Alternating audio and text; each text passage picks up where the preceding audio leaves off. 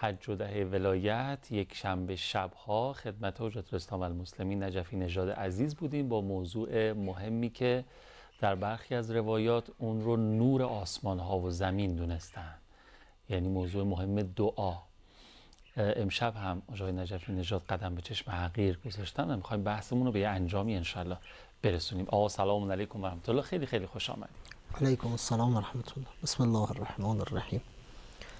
خدا رو شکر میکنم توفیق نصیب شد که در محضرتون باشیم، در محضر عزیزان بیننده. مخلص شما هست. بحث دعا رو داشتیم، الانم که ایام دعاست و اگر خاطر شریفتون باشه بحثی مونده بود از قبل. آره، ما به یه جایی رسیدیم که من یه سوالی پرسیدم، یه جواب 30 ثانیه‌ای فرمودید، قرار شد مفصلش باشه برای جلسه بعد.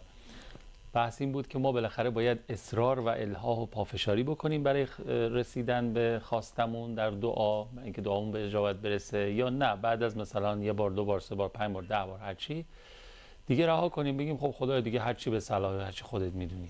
کدومش درسته؟ ببینید، گفتیم قبل از اینکه انسان خواستش رو به درگاه خدا سبحان مطرح کنه، بله، خوبه که بفهمه این خواسته درسته، یه چنین طلبی از درگاه خدای سبحان باید انجام بشه یا نه. روایات داریم که بدونید چی مایه نجات شماست و چی سبب هلاکت شما. اونی که مایه نجات را چرا انسان اصرار نکنه، چرا نخواد؟ فرض کنید دعا برای عاقبت به خیری، یا کسی دعا کنه شهادت فی سبیل الله نصیبش بشه، 5 بار 10 بار این رو بگه خسته بشه، یا یه عمر این طلب رو داشته باشه. یا دعا برای تعجیل فرج، قراره یه جایی ما گفتیم و اصرار کردیم ناامید بشیم و رها کنیم که محقق نشد. یه همچین دعاهایی که انسان میدونه درخواست صحیحی است از درگاه خدای سبحان، هر چه بیشتر روی اونها اصرار کنه مطلوب تره. اما گاهی ممکنه انسان یه چیزی رو از خداوند متعال طلب کنه، یه بازه زمانی هم روی اون اصرار کنه، بعد از مدتی مشخص بشه که این درخواست به صلاحش نبود. عموما حاجات دنیایی اینجوری آدم نمیدونه که نتیجه خوبه یا بده، ولی یه چیزی رو میخواد از خدا و ممکنه خلافش ظاهر بشه. اونجا دیگه طبعا اصرار معنا نداره. اما اصرار به صورت کلی مطلوبه از این جهت که انسان ارتباط خودش رو با خدای سبحان حفظ میکنه. ما گفتیم دعا وسیله‌ای برای ارتباط با خداوند متعال و اگر ما خواسته هامون زود محقق بشه و از درگاه خدا منصرف بشیم و برگردیم، ارتباط ما قطع میشه. هرچند استجابت دعا خیلی شیرینه و درخواست از خدای سبحان و بلافاصله مشاهده اجابت خیلی جذابه، اما اگر قرار باشه ما هر چیزی رو خواستیم آنی محقق بشه و بعد هم رها کنیم، ارتباط ما با خداوند متعال بسیار محدود خواهد بود. اینکه خداوند میفرماید مصادیق مختلف حاجت رو از من بخواید، در زمانهای مختلف بخواید، در حالات مختلف بخواید، در مکانهای مختلف بخواید، همش برای ایجاد یک ارتباط گسترده با خدای سبحان هست. پس اصرار اگر روی دعای به حق هست، هرچه بیشتر بهتر که انسان رو به اجابت نزدیک میکنه. اما اگر روی چیزهایی است که مصالح و منافعش و یا مضارش بعد از مدتی مشخص میشه که به نفع ما نبوده، طبعا تو اون مقطع اصرار هم باید از بین بره. پس معیار و شاخصه اینه که ما یقین کنیم که اینجا به صلاح ما هست یا نیست. اگر به صلاح ما بود همچنان ادامه بدیم به دعا کردن، اگر نه که دیگه نباید خواسته رو مطرح. بله، دعا غیر از اینکه ارتباط با خدای سبحان هست، به نوعی بازگو کردن برنامه ایمانی ما هم هست. ببینید، وقتی ما یک همت بلندی داشته باشیم و یک حاجت بزرگی رو از خداوند متعال طلب کنیم که رسیدن به اون حاجت یک زمان متناسبی رو هم میطلبه، نباید در خلال اون مدت زمانی که داریم به هدف نزدیک میشیم از خواسته خودمون منصرف بشیم.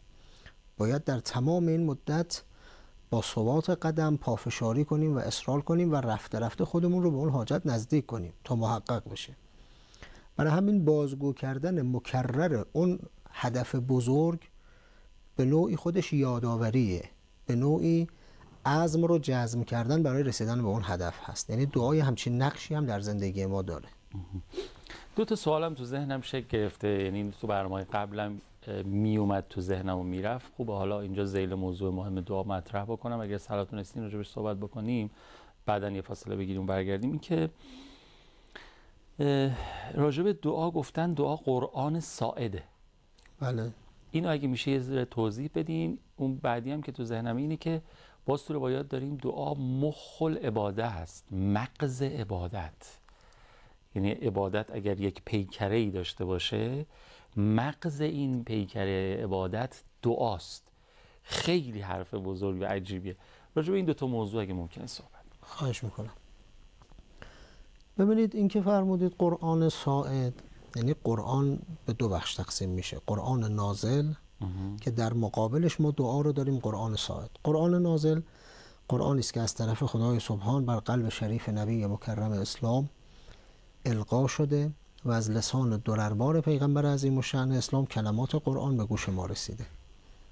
خب مخاطب اصلی قرآن کیه؟ به واسطه جبرئیل نبی مکرم اسلام است. و بعد از اون به جهت ارتباط ائمه هدی علیهم سلام الله با نفس نفیس خاتم انبیا که امیرالمؤمنین جان پیغمبرند و وصی پیغمبرند و ادامه دهنده راه پیغمبرند، مخاطب قرآنند. خود پیغمبر عظیم الشأن اسلام هم بین قرآن و اطرت اتصالی ایجاد کردند که از هم گسسته نمیشن. در حدیث ثقلین انی تارک فیکم الثقلین، دو شیء گرانبهایی که قرآن یکی اطرته، که هر خصوصیتی ما به قرآن بدیم اطرت هم داره. قرآن ابدی است، اطرت ابدی است. و هر خصوصیتی به اطرت بدیم که حجت الهی است، قرآن هم حجت الهی است. این دوتا دائر مدار یکدیگرند. وقتی ما معارف قرآن رو از لسان درربار پیغمبر گرفتیم و ترجمان و شرح قرآن، تفسیر قرآن و تعویل قرآن رو از روایات اهل بیت گرفتیم، پس قرآن از این مجرا به ما رسیده و این میشه مجرای نزول قرآن. به تعبیر خود قرآن بالحق انزلناه و بالحق نزل، که خدای تبارک و تعالی قرآن رو به حق و حقیقت نازل کرد و از یک مجرای اسمت هم در اختیار ما گذاشت که تحریفی درش صورت نگیره. خب پس نقش اصلی برای رسیدن مفاهیم قرآن به ما لسان درربار پیغمبر و ائمه هدی علیهم سلام الله هست. وقتی خداوند به کلام اونها که ما ینطق عن الهوی ان هو الا وحی یوحی همچین اعتباری داده، طبعا هر چیزی که از دو لب اونها خارج بشه عدل قرآن هست، چون اونها عدیل قرآن معرفی شدن. حالا اگر امام معصوم حجت الهی به غیر از قرآن عباراتی بر زبان جاری کرد در مقام تخاطب با پروردگار عالم، اونجا پروردگار عالم کلماتی گفته خطاب پیغمبر، اینجا پیغمبر یا آل طاهرینشون کلماتی میگن در مقام تخاطب با پروردگار عالم. این میشه قرآن ساعد. یعنی دعایی که حجت الهی بر زبان جاری کرده، دعایی که از زبان معصوم صادر شده باشه میشه قرآن ساعد. احسنتم. یعنی میشه یک دور معارف قرآن که در کارخانه وجودی حجت الهی به عنوان یک بشر، انما انا بشر مثلکم، در جنبه بشری گرفته و هضم کرده و حالا میخواد ارتباط دیگری از طریق دعا با خدای سبحان برقرار کنه. اون معارفی که از لسانشون میاد بیرون میشه همون قرآن از زبان بشر. یعنی همون معارف رو اگر ما بریزیم در وجود بشر تبدیلش کنیم به یه عباراتی، میشه ادعیه‌ای که از ناحیه امیرالمؤمنین امام مجتبی ابی عبدالله و امام سجاد مخصوصا صلوات الله علیهم اجمعین به ما رسید. خب اون دعایی که این ویژگی رو داره، قرآن ساعده از لسان و دو لب قرآن‌های ناطق صادر شده و بالا رونده است به سمت خدا، معلومه که دیگه میشه مغز عبادت دیگه. احسن. یعنی جواب سوال دوم هم در همین هست. بله. آره. خیلی ممنونم. یه اشاره خیلی جالبی هم داشتین توی فرمایشاتتون درباره امیرالمؤمنین که نفس و جان از رسول هستند و وصی پیامبر و نبی مکرم اسلام. یه در واقع تقارن زیبایی داره با مناسبت فردا. بله. یه فاصله بگیریم و برگردیم. اگه صلاتون استین راجع به این موضوع مفصل صحبت بکنیم. بفرمایید. خواهش میکنم.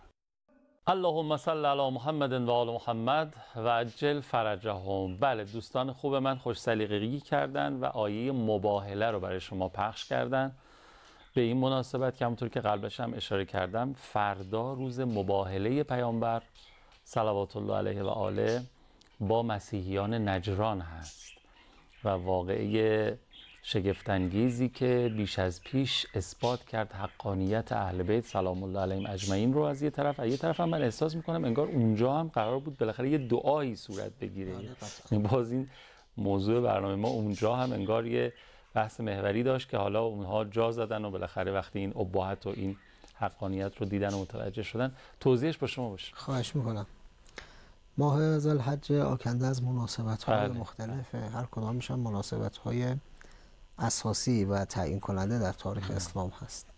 24 ذوالحجه در سال 10 هجری علی التحقیق، برخی گفتن 9، اتفاق بزرگی رخ داد بعد از اینکه پیامبر عظیم الشأن اسلام مسیحیان اطراف مدینه رو دعوت به اسلام کردند و آنها امتناع کردند، زیر بار نرفتن. حقانیت اسلام بر اونها روشن نبود، یا روشن بود عنادی داشتن، یا تفکیک کنیم که علماشون میدونستن اما عوامشون. به حال پیغمبر الزام فرمودن و گفتن که اگر نپذیرید باید بین ما و شما مباهله، یعنی نفرین دو طرفه. اینم از مهربانی پیغمبره ها، همین که اجبار میکنن بر هدایت، یعنی با دلسوزی و اجبار دستگیری میکنن، بی تفاوت نیستن میگن یه عده مسیحیان حالا اینا رو رهاشون کنیم. همین که یه ترازوی عدلی برقرار کرده. مباهله به وزن مفاعله، یعنی انجام کار طرفینی علی السویه، یعنی من و شما با هم یه کاری انجام میدیم که هنوز خروجی مشخص نیست، من یه سهم بیشتری ندارم یا شما سهم بیشتری داشته باشید. پیغمبر فرمودن اگر شما فکر میکنید که خودتون بر حقید و مسلمان ها بر حق نیستن، خب جمع میشیم در صحرا و از خدای تبارک و تعالی طلب میکنیم که قوم نااهل رو از بین ببرد. خب طبعا اونی که باقی میمونه حقانیتش اثبات میشه. مسیحی هم که به حال یه دین آسمانی هستن و در قرآن هم ما آیات زیادی راجع به حضرت مسیح علی نبینا و آله و علیه السلام داریم، تمجید از مادرشون. اونا هم خیلی اعتقاد عمیقی داشتن به حقانیتشون تحت فرمان بزرگشون که اون اسقف مسیحیان نجران بود، منطقه‌ای در حاشیه مدینه. با پیغمبر وعده‌ای گذاشتن که صبح فرداست اون وعده، 24 ماه ذوالحجه. پیغمبر هم طبق آیه‌ای که فرمودید قرائت شد، آیه 61 سوره مبارکه آل عمران، فمن حاجک فیه من بعد ما جاءک من العلم فقل تعالوا ندعو ابناءنا و ابناءکم و نساءنا و نساءکم و انفسنا و انفسکم ثم نبتهل فنجعل لعنة الله علی الکاذبین. من دعوت میکنم که ما میایم با این جماعت، خودمون میایم، همسرانمون رو میاریم و جانمون رو که امیرالمومنین صلوات الله علیه هستن، جان پیغمبر، وصی پیغمبر، برادر پیغمبر و محقق کننده وعده های پیغمبر. همین یه امیرالمومنین تنها، یه حضرت زهرا سلام الله علیها تنها کافی بود که دعا مستجاب بشه. خب پیغمبر با یه جمعی آمدن که این جمع واسطه خلقت آسمان و زمینه. پیغمبر به صحرا هم اومدن، دست حسنین سلام الله علیهما رو هم گرفته بودن، پشت سرشون امیرالمومنین و پشت سر امیرالمومنین از زهرا سلام الله علیها می اومدن. و در روایت داریم موقع دعا هم به دو زانوی مبارک روی سطح خاک نشستن، تواضع و فروتنی پیغمبر. مسیحی هم با یه جماعتی اومده بودن. برخی میگن محل میعادشون هم اون وعدگاهی که قرار بود با هم روبرو بشن همین مسجد مباهله است که اطراف مدینه. حالا برخی میگن در تاریخ ثبت نشده، اما سینه به سینه مسجد مباهله و مسجد اجابه که اطراف مدینه هست، حجاج بیت الله الحرام رو برای زیارت دوره میبرن اونجا. اینجا جایی بود که پیغمبر دست به دعا برداشتن و بزرگ مسیحی ها تا چشمش به این صحنه افتاد گفت پیامبر اسلام با یه جماعتی آمده که اگر دعا کند کوه ها از جا کنده میشه. بعدن خود پیغمبر هم فرمودن که اگر اونها مباهله رو ادامه میدادن عذاب سختی نصیبشون میشد، به گونه‌ای که هیچ درختی برای اونها نمیروید و هیچ روزی به اونها نمیرسید و تمام اینها در همین سرزمین میسوختن. حالا به چه نوع سوختنی و چه نوع عذابی مفصله.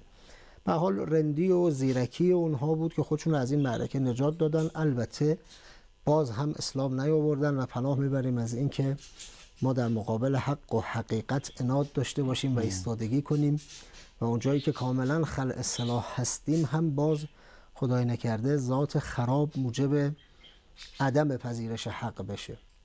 اینا پذیرفتن که جزیه بدن دیگه، یه حق حسابی بدن که به همون سبک زندگی غلط منسوخ خودشون ادامه بدن. ای کاش مسلمون می شدن و هم نجات و سعادت خودشون رو رقم می زدن، هم حالا که شما نشانه های تجلی قدرت الهی رو دیدید. همین که اشاره فرمودید اتفاقا در مباهله مسئله دعا هم هست، ولی دعا بر علیه کسی، نه دعا به نفع کسی. دعا یا له هست یا علیه هست. دعای له که ما برای خودمون برای دیگران انشالله همیشه دعای خیر داشته باشیم، یا جای انسان دیگه واقعا نفسش میگیره و تاب نمیاره، خواد نفرین کنه. نفرین میشه دعای علیه. بله میشه دعای بر علیه. منتها نفرین در مباهله نفرین عام به قوم غیر اهل هست، یعنی اونایی که مستحق عذابن. خدایا حقانیت دین خودت رو روشن کن. هنوزم دو طرف این جمله کلی رو میگن، قاعدتا مشخص نیست که کدوم یکی قرار از بین بره و کدوم یکی باقی بماند. فقط اون کسی میداند که او باقی میماند که ارتباطش با خدای سبحان برقراره، یعنی ذات مقدس نبی مکرم اسلام که با اطمینان خاطر اومدن و نزدیکترین افراد به خودشون آوردن. طبعا اگه کسی احتمال خطر بده، اول عزیزان خودش رو از این خطر دور میکنه. خب عرض کردم مسیحی ها اجازه ندادن که این نفرین محقق بشه، خودشون رو نجات دادن و قرار بود بگن فنجعل لعنت الله علی الکاذبین، دروغگو باید اینجا رسوا بشه. منتها اونا نذاشتن مصداق دروغگو باشن، ولی دست از اون عقیده باطل هم نکشیدن. خیلی جاهای قوامی همین جوره که ما حق برمون روشن میشه و حجت بر ما تمام میشه، اما همچنان روی اون اعتقاد باطل خودمون پافشاری میکنیم. پیغمبر پذیرفتن که اینا جزیه بدن چون پیغمبر رحمتند. اگر اونا هدایت نشن باز هم پیغمبر راضی به عذاب اونها نبود و الا مباهله رو ادامه میداد. حالا یه چیزی که جالبه در امر مباهله این که مسئله مباهله مسئله محدود به یک زمان و مکان تاریخی هم نیست، یه جریان ادامه دار در طول تاریخ بوده و هست و همین امروز هم اگر یک کسی جرأتش رو داشته باشه میتونه با افرادی که عقاید باطل دارن قرار مباهله بگذاره و بر یکدیگر نفرین کنن. برخی از گزارشات بین علما هم اومده که حالا فرصت اشاره به اونها نیست. یه وسیله است به این که ما بدونیم خدای تبارک و تعالی حجج خودش رو رها نکرده و همیشه از اهل ایمان دفاع میکنه و حق و حقیقت رو بر همه روشن میکنه. لعل یکون لله علی الله حجة بعد الرسل. حجت باید تمام بشه و همه بفهمن حق چیست و کدام است. البته فقط مباهله نیست، خیلی نشونه های دیگه در عالم هست که ما میبینیم که حقانیت دین مبین اسلام رو اثبات بکنه. مباهله یکیشه. این مختصری از جریان مباهله و ارتباطش به دعا. حالا من همین سوال تو ذهنم بود، البته تا حدودی پاسخ فرمودین که میخواستم بپرسم آیا مباهله فقط مخصوص پیامبر یا پیامبران معصومین بوده یا خیر؟ آیا نمونه از مباهله در سیره اهل بیت هم داریم یا خیر؟ و آیا از این روش میشه الان استفاده کرد یا خیر؟ مثلا یک کشوری در حد یک جمعی، یک کشور حتی مثلا از امکان مباهله بخواد استفاده بکنه، یا اینکه نه یه شرایط و اختزاعاتی داره؟ خود پیامبر هم همه جا خب از این روش استفاده نکردن، جایی هیچ کاری نکردن، جایی جنگ کردن، جایی مباهله کردن. ظاهرا یه سری شواهد و قرائن و به اصطلاح شرایطی باید باشه برای این ماجرا و میگم مخلص کلامی که پس این روش میشه ادامه داشته باشه. بله قطعا میشه ادامه داشته باشه و این فرصت هست. عرض کردم بین علما هم بوده، اما نکته‌ای که قابل دقته این که در دین مبین اسلام ما بنا نداریم به هر قیمتی با عالم غیب ارتباط برقرار کنیم و یه نشانه و معجزه‌ای رو به رخ خصم بکشیم. چون دین ما دینی است که لیهلک من هلک عن بینة و یحیی من حی عن بینة. ما انقدر بینه داریم، انقدر دلیل داریم، دلیل بر اثبات حقانیت که حق رو روشن میکنه که اصلا نوبت به امری مثل مباهله نخواهد رسید و خیلی جلوتر از اینها مسئله حقانیت دین مبین اسلام و اهل بیت پیغمبر روشن خواهد شد کافیه که ما دستمون رو پر کنیم از برهان و استدلال و مطالعه کتاب‌های تاریخی و روایی و بتونیم اقامه بیانه کنیم. قطعاً با اقامه بیانه حق روشن میشه. حالا اگر یه جای انقدر فضا مخلوط شد و مسموم شد که دیگه اقامه هیچ دلیل و برهانی ممکن نبود، میشه از یه همچین راههایی و اسبابی استفاده کرد که طبعا تشخیصش با بزرگان و علماست. خب خیلی ممنونم آقای نجفی نژاد عزیز. ما توی این 3 جلسه که البته این جلسه آخرش با یه مقدار فاصله اتفاق افتاد، مباحث کاربردی رو همونجور که روز اولم شما فرمودید از باب دعا از شما آموختیم، متناسب با ایامی که خدمتتون بودیم و از جمله امشب که شب روز مباهله است و روز مباهله هم عیدی است برای مسلمان‌ها که باید به همدیگه تبریک بگیم. یادتون باشه عید مباهله رو همدیگه تبریک بگیم. من شما تبریک میگم که حقانیت اهل بیت در این روز اثبات شده. نکات دقیقی رو از در باب دعا از شما یاد گرفتیم. خدا خیرتون بده. انشالله که اجرتون با حضرت رحمتاً للعالمین باشه، امیرالمؤمنین باشه. سعادت. اوامری ندارین؟ خوشحال شدم. انشالله بازم قسمت بشه زیارتتون بکنیم. امید پروردگار. محبت دارید. مخلص شما هستید. خیلی ممنونم که برنامه خودتون رو تماشا کردین. به مناسبت روز مباهله و اتفاق مبارکی که درش افتاده و اشارت‌های فراوانی هم شد در برنامه، میخوام عرض بکنم که حقیقت اینه که پدر مهربون مسلمان ها نبی مکرم اسلام نه فقط در روز عید قدیر خم، نه فقط در روز مباهله، بلکه بارها و بارها فرمودن. بارها گفت محمد که علی جان من است. بارها گفت محمد که علی جان من است. هم به جان علی و جان محمد صلوات. اللهم صل علی محمد و آل محمد و عجل فرجهم.